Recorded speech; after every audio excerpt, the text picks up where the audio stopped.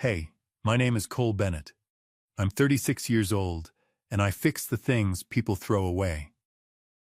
I run a salvage and repair shop at the end of a gravel road in a town called Ridgeway, where everyone has known me my whole life, and where most of them crossed to the other side of the street for 15 years, because of what they thought I was.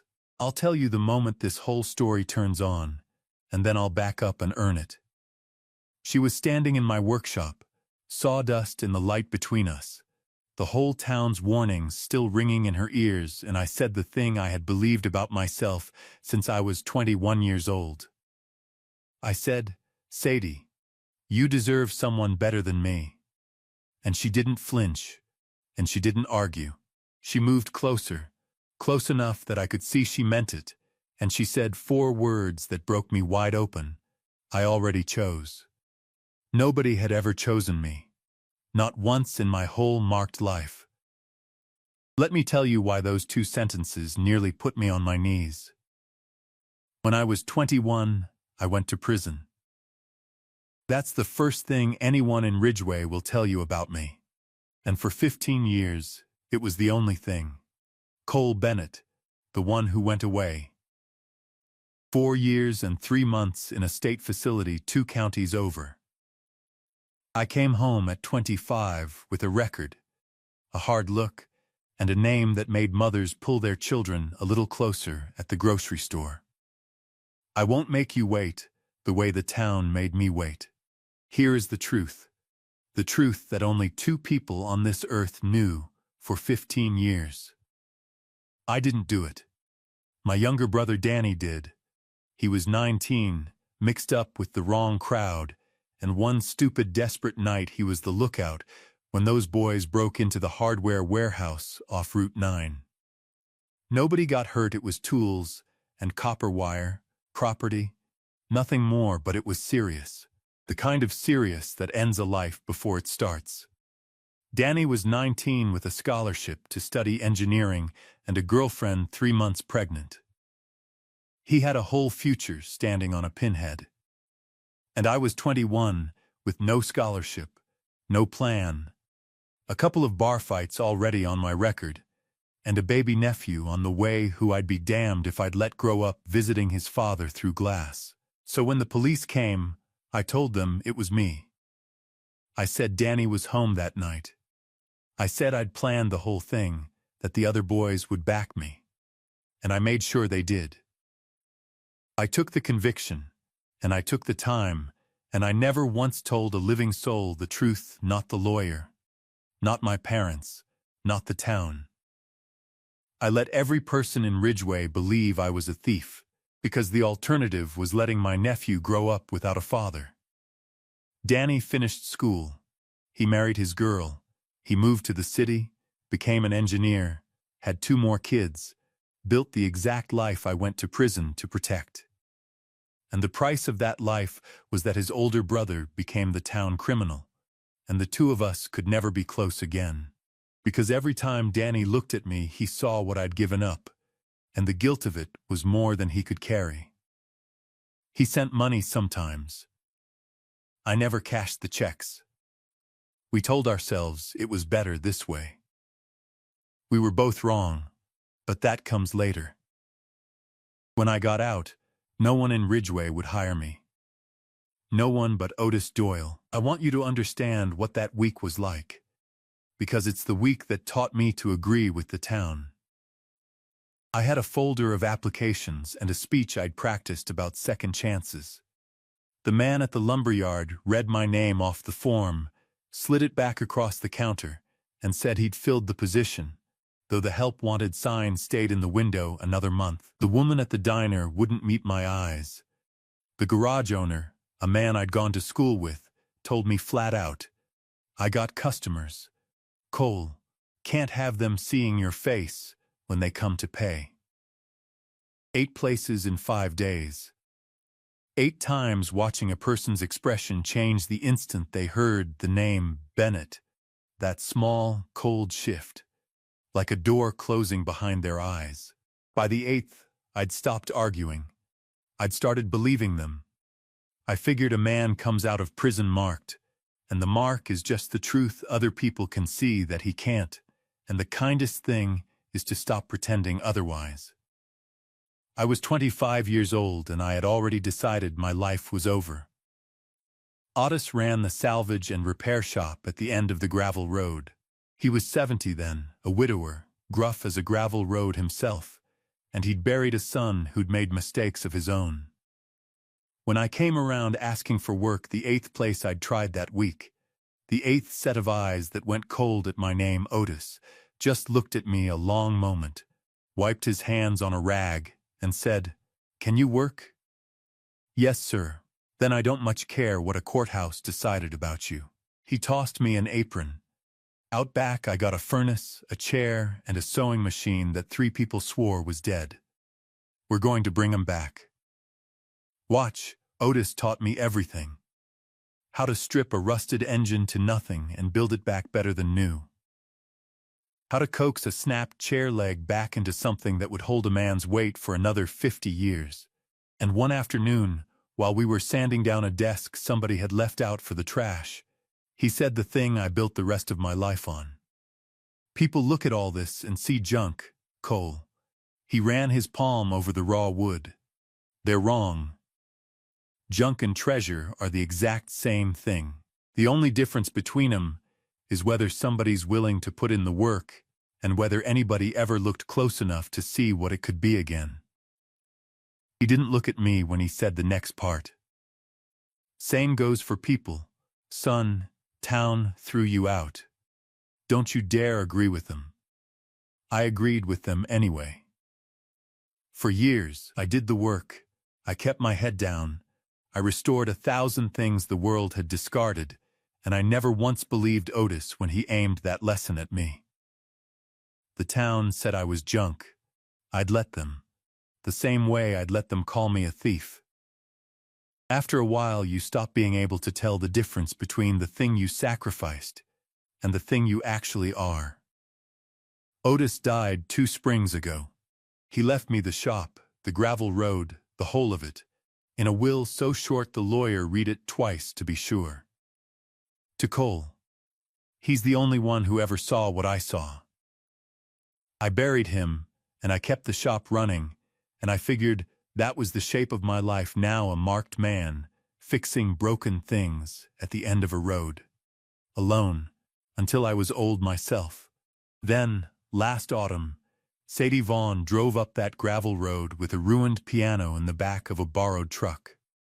She was new to Ridgeway. She'd inherited her grandmother's house on Elm and moved in to start over, though I didn't know from what yet. She climbed out of the truck, and she had this way about her, steady and warm and a little sad around the eyes, the look of someone who'd been through something and come out the far side, still standing. "They told me you can fix anything," she said.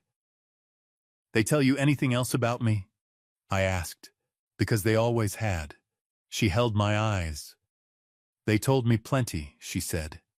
"I'm here about the piano." In the truck bed was an old upright, water-stained, the veneer peeling, 3 keys sunk and silent, a long crack running down the soundboard. It was, by any reasonable measure, firewood. "It was my mother's," Sadie said, and her voice changed when she said it. A pipe burst in the storage unit. Everyone, the movers, the tuner, my own sister, everyone told me to throw it out. That it's gone. That it's not worth what it would cost to save. She put her hand on the ruined wood the way Otis used to, but she taught me to play on this. I can't explain it. I just can't be the person who throws it away. I looked at this woman standing over a broken thing the whole world had told her to discard, refusing to give up on it. And something in my chest I'd kept rusted shut for 15 years moved, just slightly. "It's a lot of work," I said. "It won't be cheap and it won't be fast." But no, I ran my hand along the cracked soundboard. It's not gone. Almost nothing is, if somebody's willing to do the work. I heard Otis in my own mouth, and it surprised me. I can bring it back. She came to the shop 2 and 3 times a week after that, To check on the piano, she said. The work was slow. I rebuilt the soundboard, re-veneered the case a panel at a time, replaced the cracked keys with bone-white ones I cut by hand. And while I worked, Sadie talked, and slowly, over those weeks, I learned her. She'd been married. Her husband had died 3 years before a long illness, the kind that hollows out everyone around it. She'd nursed him to the end and come out the other side of it flattened, and she'd moved to Ridgeway, to her grandmother's empty house, to figure out how to be a person again. She knew what it was to be looked at with pity. She knew what it was to feel like the broken thing in the room. That's why the piano, I think, she told me one afternoon, watching me fit a key. If I can save the thing everyone says is gone, maybe I can believe I'm not gone either. I understood that better than she could have known. I didn't tell her how well. Not yet. There was one evening that fall I keep coming back to. A storm rolled in while she was at the shop, the kind that knocks the power out across half the county, and rather than send her driving home in it, I lit the old kerosene lamps Otis kept for exactly that. And we sat in the lamplight with the rain hammering the tin roof and the half-finished piano between us like a third person in the room. "Can I ask you something?" she said, "and you don't have to answer." She waited for my nod. What was it like? Coming back here. After, nobody had ever asked me that. Not once. People asked what I'd done, or they didn't ask anything at all and just decided. Sadie asked what it was like being a ghost in your own town, I said, surprising myself. You're standing right there, and people look through you. After a while, you start to feel like maybe they're right not to see you. Maybe there's nothing left to look at. I turned a sanding block over in my hands. Otis was the only one who looked straight at me. That's the whole reason I'm still here. She was quiet a moment, watching the lamplight move on the piano. When my husband was dying, she said, people stopped seeing me too. I was just the wife of the man who's sick. And then the widow. Nobody ever asked what it was like to be me in the middle of it. I think that's why I can't throw this piano out. When I save it, somebody's finally refusing to let a thing disappear just because the world decided it should. She looked up at me, and the lamplight caught her eyes. I think maybe that's why I keep driving out here too. You're the first person since he died who looks at me like I'm still all the way here. The rain filled the silence. I wanted to cross the room. I didn't. I told myself a man like me didn't get to cross a room like that. But I understood, sitting there in the lamplight, that we were two people the world had quietly stopped seeing, and that we'd somehow both ended up at the end of the same gravel road, refusing, in our separate stubborn ways, to disappear. What I did instead was watch myself fall in love with her, slowly, over a soundboard and a case and 88 keys, and tell myself the whole time it was impossible. Because I knew what I was, in this town. And I knew what would happen when the warnings reached her, because they always reached everyone. Eventually, they reached her in November. I knew the moment she walked in that someone had finally sat her down and told her the long version. She was quieter than usual, turning something over. Finally, she said it. People are talking, Cole, about me coming out here. About you. She kept her eyes on the piano. Mrs. Hale at the church took my hands yesterday and told me to be careful. That you're an ex-convict, a thief. That a woman in my situation, just getting back on her feet, has no business with a man like you. She finally looked up. I want to hear it from you. And here is where I made the choice that I'd been making my whole life. The noble choice. The one that protects everyone but me. I set down my tools. She's right, I said. Listen to her. I went to prison for 4 years for breaking into the warehouse off Route 9. It's true, all of it, It's a matter of record. You can read it at the courthouse. You came here to put your life back together, Sadie. You've already buried one hard thing. You don't need to tie yourself to the most marked man in this town. My voice was steadier than I felt. You deserve someone better than me. Everyone in Ridgeway will tell you that, and for once in their lives, they're right. Take the piano when it's done. Forget the road out here. Go have the good life you came back for. I'd said it. The noble thing. I waited for the relief on her face, the gratitude, the goodbye. It didn't come. Sadie stood up. She crossed the workshop, through the sawdust hanging in the light, and she stopped right in front of me, close, closer than anyone had stood to me in 15 years. You deserve someone better than me, I said again, quieter, because I needed her to understand. No, she said. And she moved closer still. I already chose. I stared at her. I've spent 3 months out here, Cole, watching you take the things this whole town threw in the trash and make them beautiful again. I've watched you cut keys by hand for a stranger's broken piano because you couldn't stand to let it die. I have seen exactly who you are with my own eyes, every week, for 3 months. Her voice didn't waver. I don't care what a courthouse decided about you 15 years ago. I care about the man standing in front of me, and that man is the kindest, most careful, most honest person I have met since my husband died.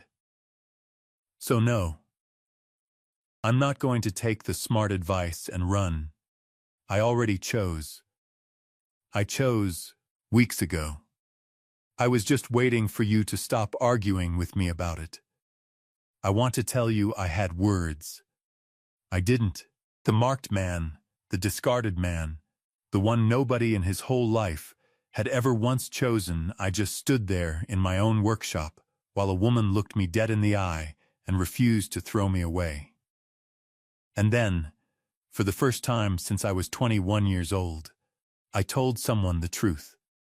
It came out of me all at once, 15 years of it.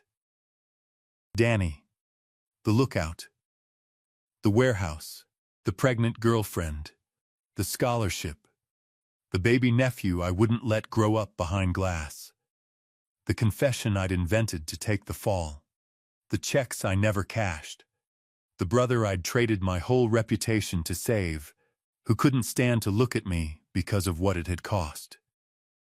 When I finished, Sadie was crying, and her hands were over her mouth, and she was shaking her head. You didn't do it, she said. You spent 15 years letting this entire town believe you were a criminal to protect your brother's child. He was 19, I said. He had a future. I had a couple of bar fights and a bad attitude. It was the right trade. I'd make it again. It was the most honorable thing I've ever heard, she said fiercely. And you've let them punish you for it for 15 years. And you've started to believe it yourself. That's the part I can't stand, Cole. Not what you did. What you let it do to you. She took my hands the way Mrs. Hale had taken hers, but to say the opposite thing. I already chose, she said a third time. And now I'm choosing this too. The world is going to know who you actually are. I told her no. I told her Danny had a family, a life, that the truth would destroy him, that I hadn't carried it 15 years to set it down now. But Sadie, I was learning, did not give up on things the world told her to give up on. That was the whole reason she was standing in my shop. She found Danny. She drove 3 hours to the city, to the home of the brother I'd protected. And she sat in his kitchen, and she told him that his older brother was at the end of a gravel road in Ridgeway, finally, against every odd, on the edge of a good life, and that he was about to talk himself out of it. Because 15 years of taking the blame had convinced him he was the criminal everyone said. She told Danny his brother still wouldn't let her clear his name, even now, even for love. And then she asked him a single question. He gave you your whole life, she said. What are you willing to give back? I don't know everything that passed between them in that kitchen. I know that Danny drove to Ridgeway the next week. I know my brother, 41 years old, a respected engineer with gray at his temples, walked into the sheriff's office, and then the church, and then the diner, and told the truth he'd hidden for 15 years to anyone who would listen.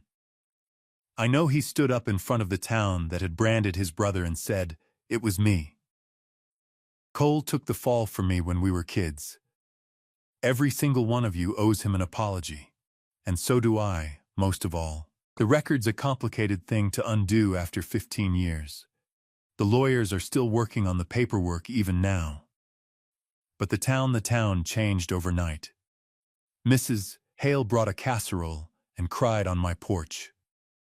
People who'd crossed the street for 15 years crossed back. Danny came to the shop the night after he told the truth. He stood in the doorway a long time, the way Sadie had that first day, like he wasn't sure he was allowed in. He'd aged into a man I barely recognized, gray at the temples, an engineer's careful hands, the weight of 15 years of guilt in the set of his shoulders. I cashed none of your checks, I said, because I didn't know how to start, and that was what came out. I know, he said. I kept every one. Couldn't cancel them and couldn't stand that you wouldn't take them. His voice cracked. Cole, I let you do it. I was 19 and terrified, and I let my brother go to prison for me. And then I was too ashamed to even look at you, so I let that happen too. I told myself you'd chosen it, that it was your gift, and I had to honor it by living the life you bought me.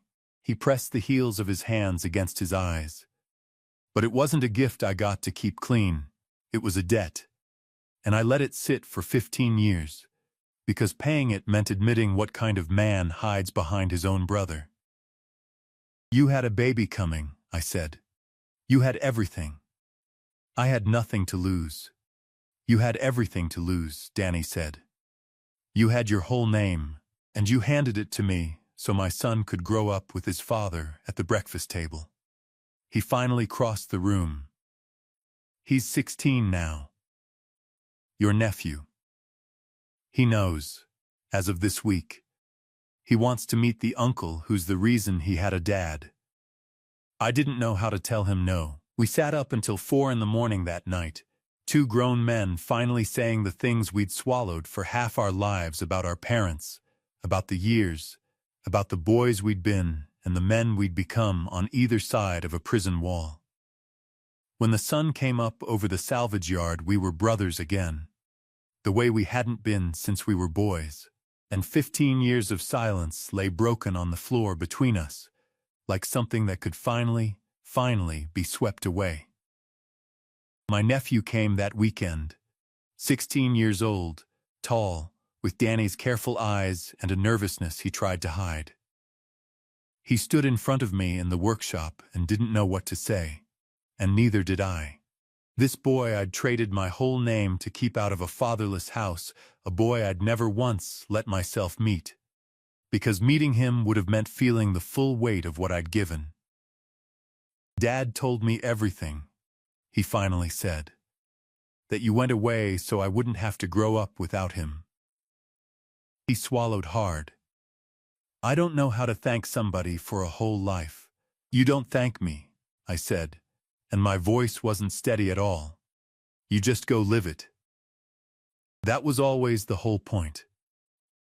I looked at this kid, this entire person, who existed at a breakfast table instead of behind a pane of visiting room glass, and for the first time in 15 years I understood, all the way down, that I hadn't lost those years. I'd spent them. There's a difference. I'd bought something with them, and he was standing right in front of me, alive and 16 and free. But I'll tell you the truth, none of that was the thing that healed me. The town's apology was 15 years late, and I found I didn't need it as much as I'd thought. The thing that healed me had already happened, weeks before, in a sawdust-lit workshop, when a woman moved closer instead of away and said I already chose to a man she still believed was an ex-convict. She didn't choose me because I turned out to be innocent. She chose me when she thought I was guilty. That's the part I'll carry to my grave. She saw the treasure while she still thought I was junk. We finished the piano together that winter. I'll never forget the day I struck the first true chord on it, rebuilt soundboard, hand-cut keys, the long crack closed and sanded and sung back to life. The sound that came out of that ruined, discarded, written off old upright filled the whole workshop.